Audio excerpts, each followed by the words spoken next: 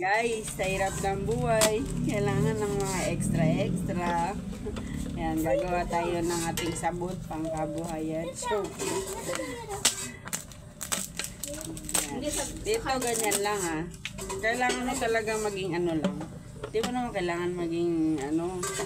Kapag nag-start ka raw sa business, mga ganito lang.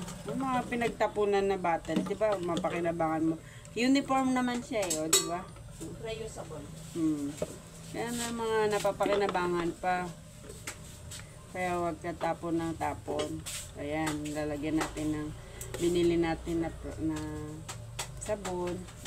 Ikaw na mismo gagawa. After 1 day, ayan ang resulta. Maganda na siya. Pwede mo na siyang pagkakitaan. Simpleng buhay. Diba? Okay na din yung kita mo dito. Marami ka na nga nagawa. Oh.